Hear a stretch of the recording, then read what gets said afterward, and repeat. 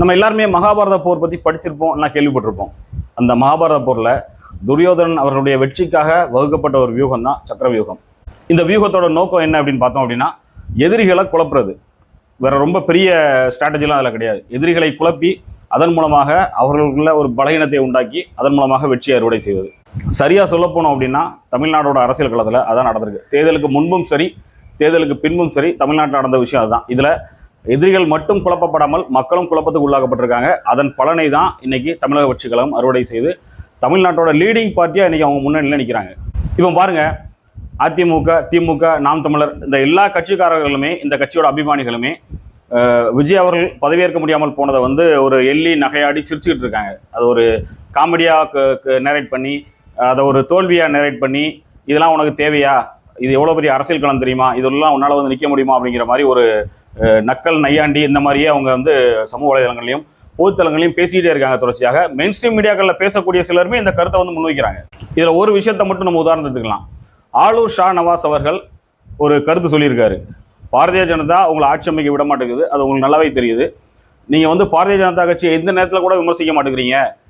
அப்போ அவ்வளோ பய உணர்வு உள்ளவங்க எப்படி இந்த அரசியல் களத்தில் நிற்க போறீங்க? இந்த இடத்துல திமுக இருந்திருந்தா என்ன ஆயிருக்கும் தெரியுமா அப்படின்னு ஒரு கருத்தை அவர் வந்து பதிவு பண்ணியிருந்தார். இதுக்கு தவேக தரப்புல இருந்து பதில் சொல்லும்போது எங்களுக்கு அதுக்கான நேரம் வரும், அப்போ நாங்கள் சொல்லுவோம் அப்படின்னு சொல்லி அவங்க முடிச்சிருக்காங்க. கூடுதலாக தவேகாவோட அருண் சொல்லியிருக்காரு, திமுகவும் அதிமுகவும் சேர்ந்து சதி பண்ணி எங்களை ஆட்சி ஏற விடாம தடுக்கிறாங்க அப்படிங்கிற ஒரு வார்த்தையை சொல்லியிருக்காரு. இந்த ரெண்டு ஸ்டேட்மெண்ட்டும், ஆளூர் ஷா நவாஸ் அவர்களுடைய ஸ்டேட்மெண்ட்டும் அருண் ராஜோட ஸ்டேட்மெண்ட்டையும் நம்ம வந்து சாதாரணமாக கடந்து போகக்கூடிய ஒரு விஷயமா பார்க்க முடியாது.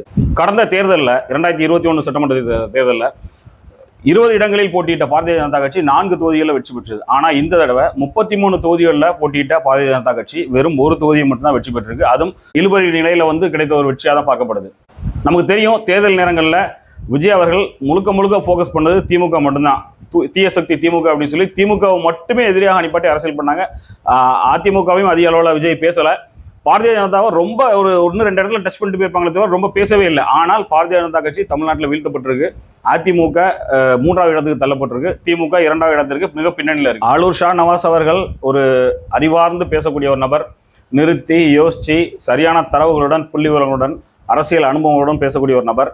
அவரோட பேச்சு எப்பவுமே வந்து ஸ்லிப்பாகவே செய்யாது. ஆனால் அவர் கூட இந்த சமூகத்தோட பொது புத்தியில விதைக்கப்பட்ட பாஜக எதிர்ப்பு, பாஜக தான் ஒரு பெரும் பூதம், வில்லன் அப்படிங்கிற அந்த பிம்பத்தின் அடிப்படையில் தான் பேசுறாரே தவிர அதை தாண்டி அவர் வரல. ஆனால் அதை தாண்டி ரொம்ப அட்வான்ஸ்டா நின்று தாவேகா யோசிக்குது அப்படிங்கிறத நம்ம பார்க்க முடியும். சிம்பிளா முடிச்சு போயிட்டாங்க. பாஜகவை பேசாமலே காலி பண்ணிட்டாங்க. அதிமுக, திமுக மேல இப்போ இருக்கக்கூடிய இமேஜ் டேமேஜ் பண்ற வேலையை ரொம்ப தெளிவாக பார்த்துட்டு இருக்காங்க. இதெல்லாம் வந்து அசாத்தியமான ஒரு திறமை அப்படிங்கிற மாதிரி தான் நம்ம பார்க்க முடியும். இந்த வியூகம் ரொம்ப பவர்ஃபுல்லாக ஒர்க் பண்ணிட்டு இருக்கு, வெற்றி அடைஞ்சிட்டு இருக்கு அப்படிங்கிறத நம்ம பார்க்க முடியும். திமுகவை பொறுத்த வரைக்கும் தாங்கள் தோற்றது, ஆட்சி அமைக்காமல் போனது, அதெல்லாம் அவங்களுக்கு ஒரு பெரிய விஷயமே இல்லை. அது வந்து அவங்க வரலாறுல வந்து சாதாரண ஒரு விஷயம் தான். ஆனால் மு.க. ஸ்டாலின் அவர்கள் தோற்கடிக்கப்பட்டது அப்படிங்கிறது அவங்களால சகிச்சிக்க முடியாத ஒரு ஈகோ பிரச்சனை அவங்களுக்குள்ள ஓடிட்டு இருக்கு. இந்த தோல்வியை பொறுத்துக்க முடியாம எப்படி பழிவாங்கிறது அப்படிங்கிறத ரொம்ப யோசிச்சுட்டு இருக்காங்க திமுக. ஆனா இன்னொரு பக்கம் பார்த்தோம் அப்படின்னா, இந்த சந்தர்ப்பத்தை, விஜய் அவர்களுக்கு தனிப்பெரும்பான்மை கிடைக்காத சந்தர்ப்பத்தை பயன்படுத்தி ஏதாவது பண்ணி நம்ம வந்து இதில் சாதிச்சிட முடியுமா அப்படின்னு திமுகவும் அதிமுகவும் மறுபடியும் தப்பான ஒரு ட்ராக்கை தான் கையில் எடுக்கிற மாதிரி போய்கிட்டு இருக்காங்க. ஏன்னா அவங்களால இப்போ நிறுத்தி நிதானமாக சிந்திச்சு சரியான முடிவு எடுக்க முடியாத சூழலில் இந்த 2 கட்சிகளுமே வந்து நிற்கிறாங்க. இதை நம்ம இந்த 2-3 நாள் நடந்துட்டு இருக்க அரசியலில் தெளிவாக பார்க்க முடியும். முதல்ல திமுக தலைவர் அவர்கள் சொன்னார், ஸ்டாலின் அவர்கள் சொன்னார், நாங்கள் எந்த இடையூறும் கொடுக்க மாட்டோம் தாவேகா ஆட்சி அமைப்பதற்கு அப்படின்னாரு. ஆனால் வந்து முழு இடையூறையும் பின்னால் வந்து கொடுத்துட்டு இருக்கிறது யார் அப்படின்னா திமுக தான். இன்னொரு பக்கம் பார்த்தோம் அப்படின்னா, எடப்பாடி அவர்கள் நாங்கள் வந்து பின்னால் இருந்து ஆதரவு கொடுக்க தயாராக இருக்கோம் அப்படிங்கிற மாதிரி எடப்பாடி தரப்புல இருந்து பேசப்பட்டது தாவேகாவிற்கு. ஆனால் இப்போ வந்து நாங்கள் தான் ஆட்சி அமைக்க போகிறோம், திமுகவோட தயவோட ஆட்சி அமைக்க போகிறோம். இதில் ஒரு விஷயம் நம்ம கவனிக்கணும். திமுக தான் 2வது இடத்துல இருக்கு, அதிமுக 3வது இடத்துல இருக்கு. நியாயப்படி பார்த்தா அதிமுக தயவோட திமுக தான் ஆட்சி அமைக்கணும். ஆனால் திமுக ஆதரவோட அதிமுக ஆட்சி அமைக்கிற மாதிரியான நேரேஷன் போய்கிட்டு இருக்கு. எல்லா மீடியாக்கள்லையும் இது போய்கிட்டு இருக்கு. இதை அதிமுக தரப்புல இருந்தும் சில நபர்கள் சொல்லிட்டு இருக்காங்க. எடப்பாடி அவர்களும் சூசகமாக இதை சொல்லியிருக்காரு. அப்போ ஒரு சரியான குழப்பத்துக்குள்ள அவங்க போயிட்டாங்க. இது இந்த சக்கர வியூகத்தோட, விஜய் அவர்கள் வகுத்திருக்கக்கூடிய சக்கர வியூகத்தோட வெற்றி அப்படிங்கிறத நம்ம பார்க்க முடியும்.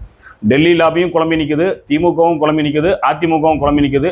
இப்போ இந்த குழப்பத்துக்குள்ள இவங்க எடுக்கக்கூடிய முடிவுகள், அடுத்து முன்வைக்கக்கூடிய நகர்வுகள் அவருடைய வருங்காலத்துக்கு, எதிர்காலத்துக்கு, இதுதான் நம்ம பார்க்கணும். இப்போ இவங்க இப்போ பண்ணக்கூடிய எல்லா நடவடிக்கைகளும் அவருடைய எதிர்காலத்துக்கு சாதகமாக இருக்குமா, இல்லை எதிர்காலத்துக்கு கேள்விக்குரிய உண்டாகுமா அப்படிங்கிறதே தெரியாத ஒரு நிலையில அவங்க அந்த முடிவுகளை எடுத்துட்டு போயிட்டு இருக்காங்க. ஒரு பக்கம் பார்த்தோம் அப்படின்னா 114 தொகுதிகள் இப்போ விஜய் கையில் இருக்கு. காங்கிரஸுடைய ஆதரவையும் சேர்த்து 114. இது போக மிச்சம் இருக்குது 120 தொகுதிகள் மட்டும். இந்த 120 தொகுதிகள்லையும் கம்யூனிஸ்டுகள் விசிக இவங்களோட 6 சீட்டை கழிச்சிட்டோம் அப்படின்னா 114 வருது. ஒருவேளை ஸ்டாலின் அவர்கள் எப்படியோ சமரசம் பண்ணி கெஞ்சி கூத்தாடி கம்யூனிஸ்டுகளையும் விசிகவையும் சரி கட்டி பாரதிய ஜனதாக்குள்ளே இருந்தாலும் பரவாயில்ல, நீங்கள் தயவு செஞ்சு வாங்க கெஞ்சி கூத்தாடி வரலாறு மறுபடி திருப்பி கொண்டு வந்து இவங்களை உள்ள வச்சு ஆட்சி அமைத்தாலுமே, திமுக அதிமுக இணைந்து ஆட்சி அமைத்தாலுமே 120 சீட்டு தான் இருக்கும். இந்த 120 சீட்டு அப்படிங்கிறது அபாயகரமானது தான். எப்பவுமே நம்ம சொல்லுவோம், ஒரு சேஃப் ஜோன் அப்படிங்கிறது 135க்கு மேலே தான். அது கீழே வந்து எப்போனாலுமே அது வந்து அன்சேஃப் ஜோனாக தான் இருக்கும். எப்போனாலும் ஆட்சியை கவுக்கலாம். ஏற்கனவே நம்ம முன்னால் சில காணொலிகளில் சொல்லியிருந்தோம், தாவேக்கால இருந்து ஒரு 10-20 எம்எல்ஏக்களை ஸ்லீப்பர் செல்ஸை பிரித்து எடுத்து கொண்டு போய் இந்த திமுக அதிமுக கூட்டணிக்கு ஆதரவு வச்சாங்கன்னா அது ஓரளவு ஸ்டெபிலைஸாக நிற்கும். அப்படி இல்லாமல் இந்த 120லேயே அவங்க இருந்தாங்க அப்படின்னா கண்டிப்பாக அந்த ஆட்சியும் 6 மாதத்துக்குள்ளேயோ 8 மாதத்துக்குள்ளேயோ 2 மாதத்துக்குள்ளேயோ கவிழ்வதற்கான வாய்ப்புகள் தான் இருக்கும். அப்படி கவிழ்ந்து விட்டால் அதற்கு அப்புறம் என்ன நடக்கும் அப்படிங்கிறதா எல்லாருக்கும் ஒரு அச்ச உணர்வு கொடுத்துட்டு இருக்கு. திமுகவும் சரி, அதிமுகவும் சரி, பாஜகவும் சரி. பாஜக இந்த தேர்தலில் ரொம்ப ஆக்டிவாக உள்ள இல்லை. ஆனாலும் 2021 இருந்ததை விட பலகீனமான சூழலுக்கு பாஜக போயிருக்காங்க. இதை அவங்க வெளியே சொல்ல முடியாமல் உட்காந்துட்டு இருக்காங்க.